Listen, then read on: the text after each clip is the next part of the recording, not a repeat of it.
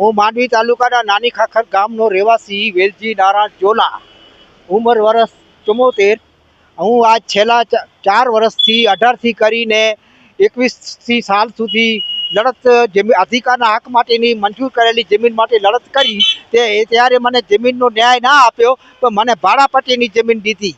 એને 1 વર્ષ પછી એના ઉપર ખર્ચો કરી, મારા લાખોનો ખર્ચો કરીને વાવરો કાઢાવીને કાંટાની વાર બનાવી ને વાવેતર કરેલ ત્યારે એક વીજ લાઈનની 4 લાઈનો, 2 લાઈનો મોટી ઘેટકોવાળાની જાય છે અને 4 લાઈનો PGVCL વાળાની લાઈનો જાય છે। એના અનુસંધાને શોર્ટના કારણે મારી વાર હળગી, આખી સળગીને રાખ થઈ ગઈ અને 17/9/24ના રોજ અને બીજી ઘટના બની 4/4/2025ના રોજ બીજી ઘટના બની। એની અંદર મારો લાખોનું નુકસાન પાકનો થઈ ગયો અને 1200 જેવા મારા ફળજારના ઝાડ વાવ્યા હતા, એ બધે નુકસાન થઈ ગયો અને કાંટાળી વાર લાખો રૂપિયા ખર્ચો કરીને કાંટાળી વાર હળગી ગઈ, 3 દિવસ સુધી હળગી।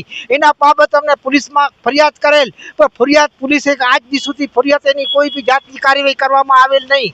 એ બાબતની અંદરમાં મામલેદારને, કલેક્ટરને અને જિલ્લા કલેક્ટરને લેખિતો આપી, DSPને લેખિતો આપી, છતાં પણ એનો કોઈ અમલવારી કરવામાં આવી નથી। કેમ કે હું અનુસૂચિત જાતિનો છું, એ લોકોને અછૂતથી આભડછેટ લાગવાના કારણથી આપણી ફરિયાદોને કચરામાં ફેંકી દે છે, એની રજૂઆતો સાંભળતા નથી અને એને આજથી કેટલા વર્ષોથી મારું લાખોનું નુકસાન કલેક્ટરને આજ છાવણીની અંદરમાં બેસવા માટેનો આવેદનપત્ર રૂબરૂમાં 2 વખત આવેદનપત્ર આપેલ, છતાં પણ મને ઉડાવ જવાબ આપવામાં આવેલ અને 6 તારીખના રોજ આવેદનપત્ર આપેલ ત્યારે કહે છે અહીંયા ન બેસાય, તો તમે તો ક્યાં બેસાય, તો તમે શું કામ બેઠા છો અહીંયા ખુરશી ઉપર?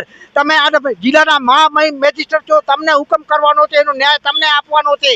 એ બાબત ઉડાવ જવાબ આપતા હું આવી કહીને બારે આજ બેસી ગયો છું। આજે 3 દિવસ થયા મારે આ ઉપવાસ ઉપર બેઠેલું છું, કોઈ જવાબદાર, કોઈ અધિકારી, કોઈ આજ સુધી કોઈ મારી પૂછા કરવા આવેલ નથી અને વગદારોને રાજકારીઓને માથા પર તોને ગેરકાયદેસર જમીન ફાળવામાં આવે છે, એના માટે બધું કરવામાં આવે છે, પણ આપણા હરિજન અનુસૂચિત જાતિનાને કોઈ અધિકારનો હક આપવામાં આવતો નથી। એ લોકોને એટલો એને આભડછેટ લાગે છે, એટલો મને જાતિ ભેદભાવ લાગે છે, એના કારણે હું મારો અધિકારનો હક આપવામાં આવતો નથી। એ લોકોને એટલો એને આભડછેટ લાગે છે, એટલો મને જાતિ ભેદભાવ લાગે છે, એના કારણે જ્યાં સુધી હું મારો જીવિત છે ત્યાં સુધી લડીને હું મારો આ અધિકારનો હક અને હું એનો વળતર બાબત હું લઈશ, ત્યાં સુધી મૂકીશ નહીં। હું આજે ભૂખ મરીને બેઠો છું, અહીંયા હવે ભૂખ મરી નહીં બેસું, અંશને હવે મને જનૂની બનીને એની સામે લેખિતથી હું લડત કરીશ, ચાહે મારો મોત થઈ જાય તો મને પરવા નથી।